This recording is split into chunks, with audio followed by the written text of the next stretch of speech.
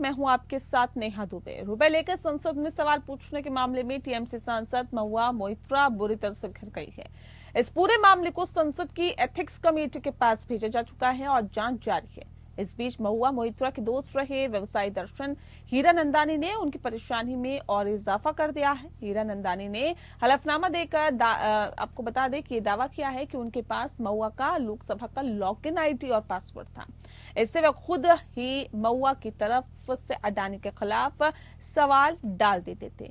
इसके लिए वो महुआ को मोटी रकम रिश्वत के तौर पर देते थे। हालांकि महुआ मोइत्रा ने इन आरोपों को फर्जी करार दिया है। उन्होंने आरोप लगाया है कि हीरानंदानी के सिर पर बंदूक रखकर सफेद कागज पर बयान लिखवाया गया है। दोनों ओर से आरोप प्रत्यारोप का दौर जारी है और अब देखना दिलचस्प होगा कि 2024 के लोकसभा चुनाव के वक्त विपक्षी गठबंधन इंडिया और बंगाल की राजनीति में इसका क्या असर पड़ता है। It is my pride that I belong to the All India Trinamool Congress.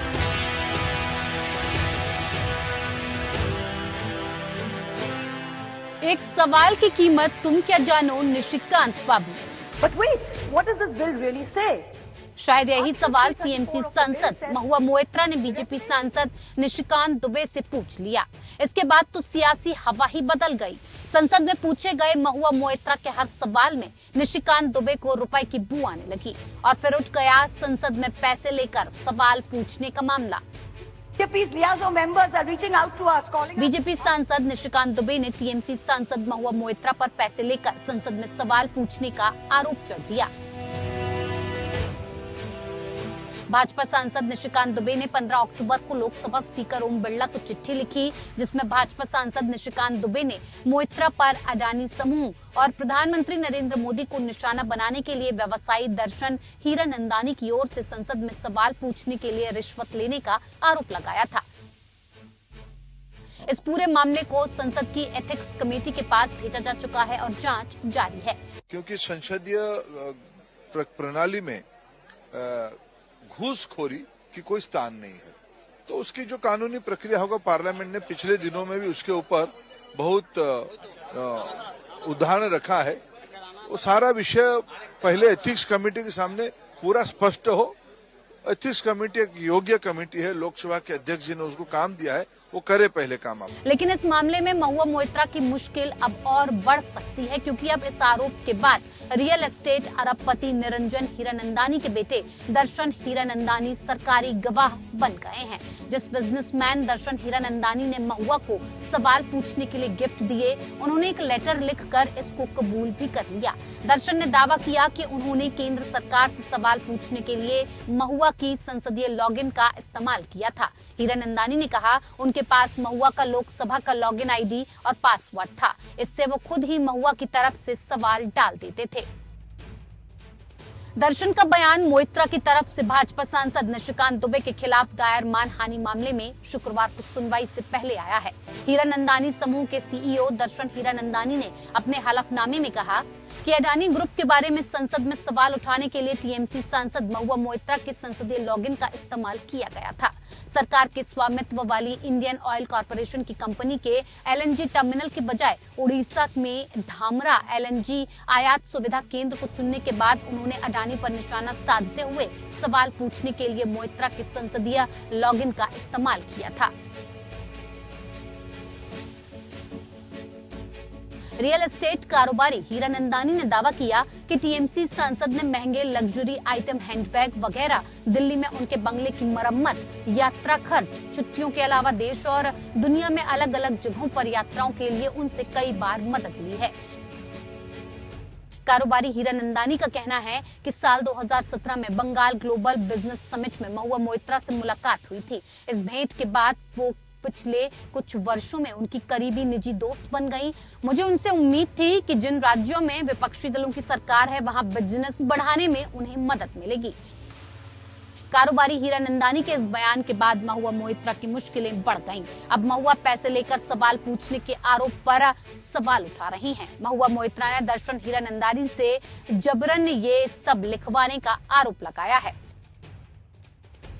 महुआ ने कहा कि हीरानंदानी ने जो हलफनामा दिया है वो किसी ऑफिशियल लेटर हेड पर नहीं बल्कि सफेद कागज पर है। भारत के सबसे सम्मानित और शिक्षित व्यापारियों में से एक दर्शन हीरानंदानी व्हाइट पेपर पर इस तरह के लेटर पर साइन तभी करेगा जब उसके सिर पर बंदूक रखी गई हो।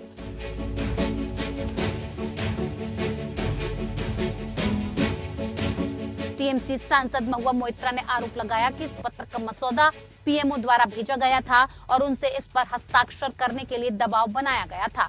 फिर इसे तुरंत प्रेस में लीक कर दिया गया और उसके बदले हीरानंदानी को सीबीआई जांच कारोबार पर हमलों से छूट मिली है।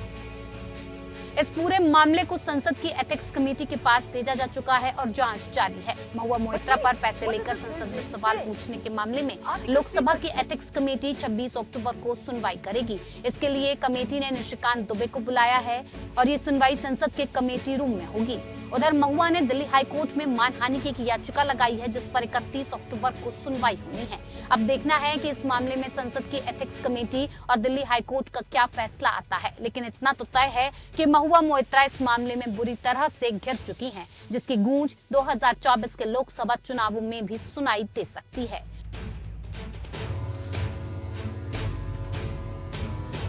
Bureau report, APN news.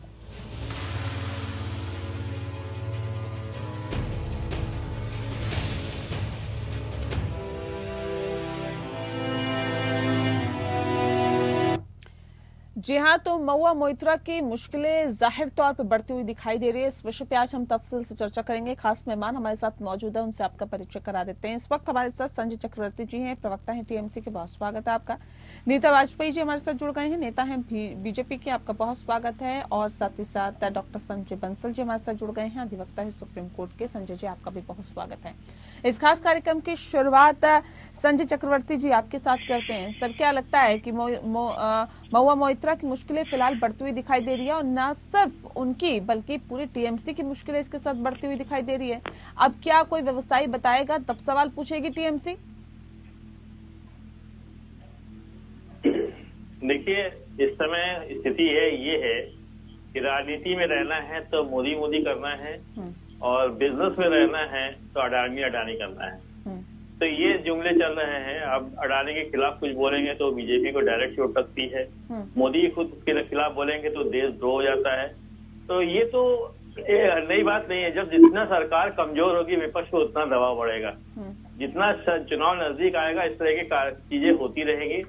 TMC कभी भी इन सब चीजों से लेकर के डरती रही है और टीएमसी एक कार्डर बेस्ड पार्टी है और हमें किसी चीज का डर नहीं है। कार्रवाई जो होगी वो देख लिया जाएगा। मानहानि का मुकदमा भी करके रखा हुआ है। मतलब ये कि हीरानंदानी झूठ बोल रहे हैं, जो हलफनामा दिया गया है वो झूठा है। जैसा कि अभी महुआ जी ने कहा है कि सर पे बंदूक रखा है, तो आप खुद ही सोचिए कि एक सादे पेपर में क्यों लिखेगा कोई। अगर उसको लिखना ही होता तो उसके पास अपना लेटर पैड तो होता ना, वो लेटर पैड में उसने क्यों नहीं लिखा? ठीक है नीता जी, देखिए ये कहा जा रहा है कि सर पे बंदूक रखकर ये बुलवाया गया, ये लिखवाया गया। अब सवाल इस बात को लेकर कि क्या अगर सवाल उठाए जाएंगे तो भारतीय जनता पार्टी क्या इस तरह से निशाना बनाएगी? मेरे समझ से नेहा जी, मुझे लग रहा है कि ना महुआ मोइत्रा जी को इतना पता था कि वो गन पॉइंट पे इतनी क्लोज है, उनको सब पता है कि गन पॉइंट पे लिखवाया गया। या तो नंदानी जी ने उन्हें शेयर किया होगा कि मैंने जो भी उन लोगों के बीच की रिलेशनशिप को, आई डोंट नो, कि अब मेरे सर पे तो बंदूक रखा गया था तब मैंने लिख दिया सॉरी, मतलब सॉरी जो भी बोलते हो। तो ऐसा कैसे उनको पता चला कि गन पॉइंट पे लिखवाया गया है? पहली बात। और दूसरी बात ये है कि कोई अपने मन से किसी के अगेंस्ट वो खुद बोल रहे कि मैं परेशान हो गया था इस चीज से, उनके डिमांड से। उनके स्टेटमेंट में लिखा हुआ कि उनके डिमांड से मैं परेशान हो गया था। और दूसरी चीज, कांग्रेस भी इसमें शामिल थी, क्योंकि कांग्रेस का सबसे बड़ा शामिल होने का एक ये है कि उनके जो शार्दुल शर्राफ हैं, पल्लवी शर्राफ हैं। तो आप ये बताइए कि इस बात में कितनी सच्चाई है कि एक सांसद है वो अपनी डिमांड्स खुद पूरी नहीं कर सकती है क्या?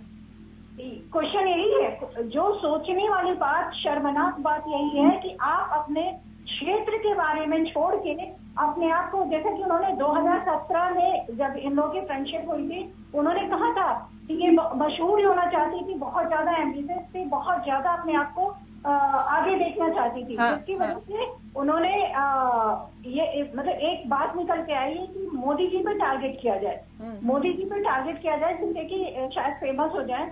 तो मोदी जी को टारगेट किया गया। दूसरी चीज है, मोदी जी की नीतियां इतनी वो है, स्ट्रांग है, मोदी जी खुद इतने स्ट्रांग है, पार्टी इतनी स्ट्रांग है कि उतना बन नहीं पाया। तो फिर इन्होंने नंदानी क्योंकि खुद एक बिजनेसमैन है, तो किसी बिजनेस वाले जो सबसे बड़ी बात है कि अडानी इतने बुरे हैं, तो अडानी जो इन्वेस्टमेंट इनके राज्यों में कर रहे हैं, मना कर दो ना कि अडानी आप बुरे और राजस्थान में इन्वेस्टमेंट मत करो, झारखंड में इन्वेस्टमेंट मत करो, आप मत करिए, अडानी को बस इन्वेस्टमेंट दे दीजिए। जब वो इन्वेस्टमेंट करे तो अच्छा, और वैसे बुरा बुरा है। तो ये तो गलत कह रहे हैं बात कि है। और प्लेन ये- पेपर पे उन्होंने लिखा है, इस बात को कैसे मान ले कि उनके लेटर हेड पे तो नहीं है, कह रहे प्लेन पेपर पे लिखा है। सेम हम ऐसे कैसे मान लें कि गन पॉइंट पे लिखा गया है? क्यों मान लें, कैसे मान लें? ठीक है संजय जी, जवाब दीजिए संजय चक्रवर्ती जी कि कैसे मान लिया जाए कि गन पॉइंट पे ही लिखा है, सर पे गन रखवा कर ही लिखवाया गया है। ये बताइए, व्यवसायी जो है हीरा नंदानी, ये का छोटा मोटा व्यवसायी है क्या? इसके पास लेटर पैड नहीं है? एक सोचने वाली बात है, एक बहुत सिंपल फार्मूला, उसको सरकारी गवाह भी बना दिया जाता है, उससे सीबीआई की कार्रवाई भी नहीं होगी, मतलब आप उसमें जांच भी नहीं होगा, मतलब एक तरीके से एक खुली आपने एक को छूट दे दिया है जिसके खिलाफ ये पहली कार्रवाई होनी चाहिए थी, उसको कैसे छूट दे दिया गया? इसका मतलब ये है कि आपका टारगेट सिर्फ महुआ मोइत्रा है, और महुआ मोइत्रा सांसद है, ये भाजपा की प्रवक्ता ये भूल नहीं है, उनको फेमस होने के लिए ये खुद ही फेमस है, उनको फेमस होने के लिए मोदी को टारगेट करना है। तो मैं बीच में नहीं बोला था, मैं बीच में नहीं बोला था आपके, प्लीज थोड़ा सा मर्यादा ठीक है, ठीक है, रखिए। आप लोग पता नहीं मर्यादा क्यों नहीं रखते हैं, जैसे पॉइंट पे बात करो आप लोग बिल्कुल मर्यादा छोड़ देते हैं।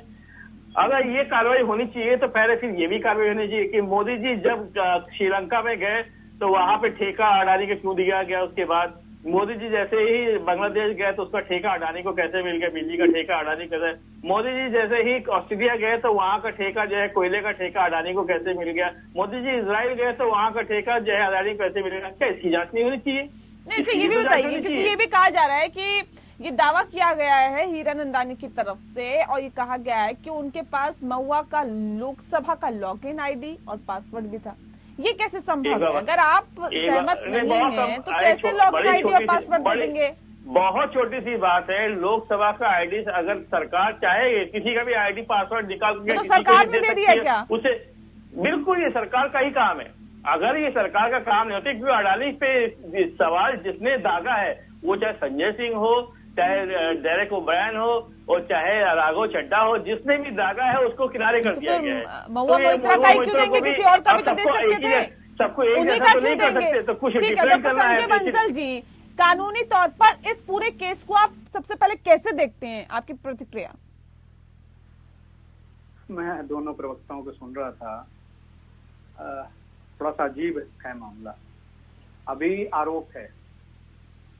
आरोप लगाया गया संसद सदस्य के ऊपर, एथिक्स कमेटी में मामला पेंडिंग है, एक दूसरे संसद सदस्य ने कंप्लेंट दाखिल की है, एथिक्स कमेटी उसका एग्जामिनेशन कर रही है। उस एग्जामिनेशन के दौरान एथिक्स कमेटी को एक लेटर मिला है। अब उस लेटर में कुछ स्टेटमेंट दी गई है, उस स्टेटमेंट में कुछ और आरोप लगाए गए हैं। जिस व्यक्ति ने वो स्टेटमेंट दी है, उस व्यक्ति ने कोई पब्लिक में आके अभी नहीं बोला ना, कोई उसने स्टेटमेंट, कोई वर्बल स्टेटमेंट थोड़ा ही दी है, ना ही वो वहां जाके पेश हुआ है, ना इसका क्रॉस एग्जामिनेशन हुआ है कि कितनी सच्चाई है उसके बयान में।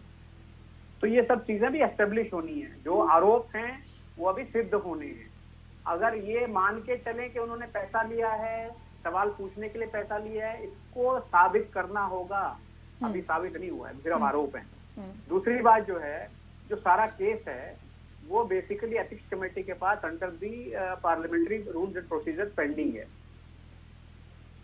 एथिक्स कमेटी का किसी भी मामले में जिसमें कि विशेषाधिकार हनन का मामला जो कंप्लेंट आती है 233 की, रूल 233 की, उसमें जो है तभी इन्वेस्टिगेशन हो सकती है अगर वो मामला सब जुडिस ना हो। और अभी क्या हुआ है कि महुआ मोइत्रा जी ने एक क्रिमिनल डेफेमेशन का या शायद सिविल डेफेमेशन का, मुझे ये पता नहीं है कि उन्होंने डेफेमेशन को, मोस्ट प्रॉब्ली शायद सिविल डेफेमेशन इंजंक्शन का सूट उन्होंने फाइल किया है दिल्ली हाई कोर्ट में, जिसमें कि वो शंकर नारायण पेश हुए थे और वो क्योंकि कुछ डिस्प्यूट हुआ शायद वो, उन्होंने विड्रॉ कर लिया उसमें, और अब वो जो है 31 अक्टूबर की उसमें डेट लगी है फर्दर प्रोसीडिंग्स के लिए। तो मामला अगर सब जुडिस है तो ये एथिक्स कमेटी प्रोसीड नहीं कर सकती। ये भी एक इशू है इसके अंदर, जो कि अभी एग्जामिन होगा और उसका भी एक तोड़ निकलेगा। लास्ट बात ये है कि एथिक्स कमेटी सिर्फ एक रिकमेंडेटरी कमेटी है बेसिकली, वो पूरी प्रोसीडिंग्स करेंगी अपनी, करके जो भी फैसला लेंगी वो सदन के पटल पर रखा जाएगा। स्पीकर जो है उसको सदन के पटल पर रखेंगे जब भी सदन कॉल होगी, या स्पीकर खुद में जो है अगर सदन जो है हाउस अगर नहीं है उस वक्त एग्जिस्टेंस में या वो नहीं चालू है, तो वो जो है स्पीकर उसके ऊपर फैसला लेंगे। और संसद नहीं सर, ये भी बताइए संजय जी, ये भी बताइए कि ये कहा जा रहा है कि देखिए प्लेन पेपर पर ये हलफनामा दिया गया, लिख के दिया गया। अब सवाल इस बात को लेकर है, ये कितना मान्य रहता है? ये कहा जा रहा है कि लेटर हेड पर नहीं लिखा गया, इतने बड़े व्यवसायी है, लेटर हेड नहीं था क्या उनके पास? मैं क्लैरिफिकेशन थोड़ी सी चाहूंगा, मुझे इतना पूरा एग्जैक्टली उसका जो नेचर है उस डॉक्यूमेंट का, जो कह रहे हैं अलेजली कि हीरानंदानी ने जो है एथिक्स कमेटी के पास भेजा, वो डॉक्यूमेंट एग्जैक्टली है क्या? हलफनामा बोलते हैं एफिडेविट को, एफिडेविट स्वीयर किया जाता है जिसको बाकायदा अटेस्टेशन होती है। हाँ। और उसमें जो है हाउस कमिश्नर और नोटरी पब्लिक के जो है अटेस्टेशन होती है, जिसकी प्रेजेंस में वो साइन करता है जिसने एग्जीक्यूट किया है। वो प्लेन पेपर पर ही होता है। लेकिन जो अगर वो सिर्फ एक कम्युनिकेशन लेटर है तो वो हलफनामा नहीं है, वो उसने एक अपनी स्टेटमेंट दिया। स्टेटमेंट और हलफनामे में फर्क होता है, एफिडेविट में और स्टेटमेंट में फर्क होता है। एक उसने अगर सिंपल स्टेटमेंट लिख के दी हो तो उसकी अदरवाइज भी लॉ में कोई वेरिसिटी नहीं है, because that person will have to come and make his statement before the committee। वो रिकॉर्ड होगी और उसमें क्रॉस एग्जामिनेशन राइट होता है जिसके खिलाफ वो स्टेटमेंट दिए। और मैं एक बात और कहना चाहूंगा, इसमें जोड़ना चाहूंगा कि लगता ये है कि कुछ और भी लोगों के, कुछ और भी संस्थाओं के या पार्टियों के नाम उसमें जोड़ दिए गए हैं। वो अपने आप में एक बड़ा डिस्प्यूटेड क्वेश्चन हो जाएगा। उसमें दूसरी पॉलिटिकल पार्टी, कुछ सीनियर एडवोकेट और दूसरे लोगों के नाम जुड़े हुए हैं। तो अभी ये मामला जो है कहीं का कहीं हो रहा है अननेसेसरी, इसमें कोई सब्सटेंस मुझे नहीं लगता। अगर कोई बात है तो उसको रिकॉर्ड पे लाके उसको प्रूव करना बहुत जरूरी है। लेकिन सर ये भी कहा गया है कि लोकसभा का लॉगिन आईडी और पासवर्ड अगर किसी व्यक्ति को दे दिया जाता है, ये कानूनी तौर पर क्या बिल्कुल गलत? 100% आईटी एक्ट के वायलेशन का मामला बनता है।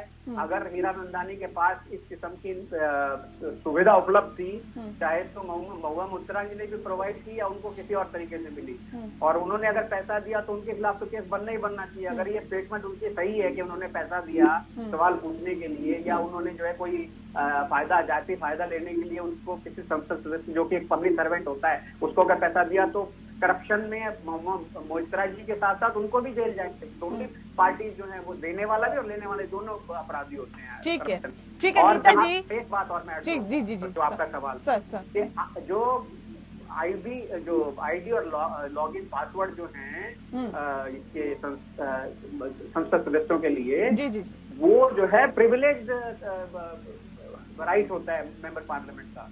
तो उसमें अदरवाइज भी एक्शन हो सकता है अगर महुआ मोइत्रा जी ने प्रोवाइड किया है या उन्होंने यूज किया है। दोनों के खिलाफ जो है स्पीकर जो है कार्रवाई कर सकते हैं। ये अपने आप में बड़ा सीरियस एक लेकिन यहाँ तो सीधे सीधे आरोप लगाए जा रहे हैं कि नीता जी, ये आरोप लगाया जा रहा है कि देखिए सरकार चाहे तो किसी को भी प्रोवाइड करवा सकती है। ये तो सरकार की तरफ से प्रोवाइड करवाया गया होगा, ये तो महुआ मोइत्रा को फंसाने की कोशिश की जा रही है। ये आरोप आप लोगों पर लग रहे हैं अब तो क्वेश्चन नंबर 1 ये है कि वही क्यों? राहुल गांधी भी हैं, उनको भी फंसाया जा सकता था। सोनिया गांधी हैं, उनको भी फंसाया जा, बहुत सारे लोग हैं, किसी को भी फंसाया, उन्हीं को क्यों? और दोनों में कनेक्शन है, ऐसा तो नहीं कि विदाउट कनेक्शन। 2017 से दोनों में कनेक्शन है, जैसा कि रिकॉर्ड है। ये मेरा पर्सनल स्टेटमेंट नहीं है, ये रिकॉर्ड है। आप कहीं भी गूगल पे भी सर्च करोगे तो आजकल यही चल रहा है फुल, कब से कब तक, कहां से कहां तक, कहां जाने के लिए डिमांड की, किस चीज की डिमांड की, तो आप कहीं भी सर्च कर लो, आपको मिल जाएगा। ये किसी और के बारे में क्यों नहीं है? ठीक है संजय चक्रवर्ती, देखिए ये भी एक अहम सवाल है, क्योंकि ये तो आरोप लगाए जा रहे हैं। ये वाकई जांच का विषय है, जिस बात का जिक्र अभी संजय बंसल जी कर रहे थे कि क्या पैसे लिए गए, क्या गिफ्ट लिए गए, क्या ये वाकई इसमें सच्चाई है? जो तमाम जो आरोप लगाए जा रहे हैं, जांच का विषय है, जांच होगी, इसके बाद दूध का दूध और पानी का पानी होगा। लेकिन अब सवाल इस बात को लेकर है, जिस बात का जिक्र अभी नीता जी भी कर रही हैं, कि सिर्फ महुआ मोइत्रा जी क्यों, इनके अलावा भी तो तमाम और सांसद हैं लोकसभा राज्यसभा में, बहुत सांसद हैं जिन पे आरोप लगाए जा सकते थे, जिनका पासवर्ड और आईडी लिया जा सकता था, लॉगिन किया जा सकता था। क्यों नहीं उनका किया? महुआ मोहित्रा अभी शाम को 7 बजे बीजेपी ज्वाइन कर ले तो ये सारा केस खत्म हो जाएगा, तुरंत के तुरंत खत्म हो जाएगा। तो ये अभी जो कहते राहुल गांधी पे हो सकता था, ये सोनिया गांधी पे हो सकता था, उनके ऊपर तो ऑलरेडी अलग अलग केस डाल ही रखा आप लोगों ने।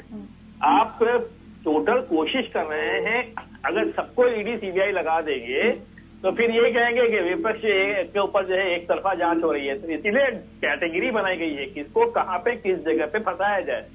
फंसाने की कोशिश सरकार जितनी कमजोर होगी, जितना लोकसभा चुनाव आएगा, क्योंकि आप देख रहे हैं मध्य प्रदेश में पूरी तरह से भगदड़ मची हुई इनकी पार्टी में, राजस्थान में इनकी पार्टी में भगदड़ मची हुई है। तो और अभी लोकसभा चुनाव आने दीजिए, नितिन गडकरी निशिकांत दुबे कह रहे हैं सत्यमेव जयते, सत्य की जीत होती है और सत्य की जीत हुई है। संजय चक्रवर्ती जी, निशिकांत दुबे कह रहे हैं सत्यमेव जयते। अरे निशिकांत दुबे पहले अपने फर्जी जो सर्टिफिकेट दिए हुए हैं, पहले उसकी तो सत्यमेव जयते करवा लें। जो उनके फर्जी सर्टिफिकेट, वहां पे कोई जांच नहीं होगी क्योंकि वो बीजेपी में है।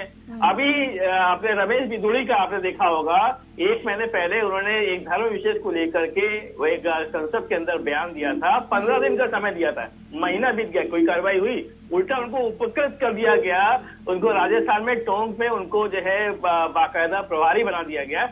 बीजेपी में अगर आप कहीं ना कहीं इस समय, क्योंकि आप खुद सोचो 17 सांसद बंगाल में हैं, उनको नहीं पता चला निशिकांत दुबे, क्योंकि निशिकांत दुबे इस समय नए चाटुकार हैं पार्टी के, तो वो इस समय वो हर जगह पे लीड कर रहे हैं निशिकांत दुबे। तो ये बहुत ही खुला खेल है, सबको समझ में आ रहा है, लोकसभा चुनाव है, पार्टी के परेशान करने की कोशिश है। हमारी पार्टी परेशान नहीं होती, हम पहले बता दें, हम लड़ने वाले लोग हैं और लड़ करके। नहीं तो फिर हीरानंदानी के जरिए क्यों आप लोगों को परेशान किया जा रहा है, टीएमसी को परेशान किया जा रहा है? देखिए, पहले हमने कहा ना कहीं इनको कुछ ना कुछ तो चाहिए ना पार्टी को, हर पार्टी को परेशान कर तो टीएमसी को कैसे छोड़ देंगे? नहीं तो ये कह रही है ना विनीता जी कि आपने बात सुनी ना, वो कह रहे हैं कि इस बात से इनकार किया जा सकता है कि दोनों की नजदीकियां थी, जो भी तमाम चीजें निकल के सामने आई, इस बात से इनकार किया जा सकता है क्या? मैं अगर मोदी जी के साथ अगर एक डिनर कर लूं तो क्या मेरी मोदी जी के नजदीकियां हो जाएंगी क्या? अगर मैं बाई चांस जो है किसी पार्टी में जा करके मैं आपके साथ बैठ जाऊं तो, या मैं वकील साहब के साथ बैठ जाऊं या नेताजी के साथ बैठ करके खाना खा लेता हूं, तो क्या नजदीकियां हो जाती है? ऐसा कुछ नहीं होता है। राजनीति है, राजनीति होता है, एक सार्वजनिक लाइफ होती है, सार्वजनिक लाइफ में लोगों के साथ मुलाकात होती है, लोग मिलते हैं। हम लोग क्या बीजेपी के लोगों से नहीं मिलते हैं क्या? उनके घर में जाते हैं, उनके पार्टियों में नहीं जाते हैं क्या? बिल्कुल जाते हैं, वो भी हमारे घर पे आते हैं, मिलते हैं। तो ये सार्वजनिक लाइफ में अगर आप उसको इल्जाम लगाना शुरू कर दें तो ये गलत बात है। इसका मतलब कोई किसी से मिलेगा नहीं, कोई किसी से बात नहीं करेगा। ये एक अजीबोगरीब तरीके वो सब चीजें तो ठीक है, लेकिन संसद में सवाल पैसे लेकर सवाल पूछे गए, ये एक बड़ा सवाल है और इसकी जांच होनी चाहिए और इसकी जांच हो भी रही है। वाकई देखने वाली बात होगी क्या कुछ निकल के सामने आता है। बहरहाल बहुत शुक्रिया आप सभी मेहमानों का हमारे साथ इस खास चर्चा में शामिल होने के लिए। पक्ष विपक्ष में फिलहाल के लिए इतना ही। नमस्कार।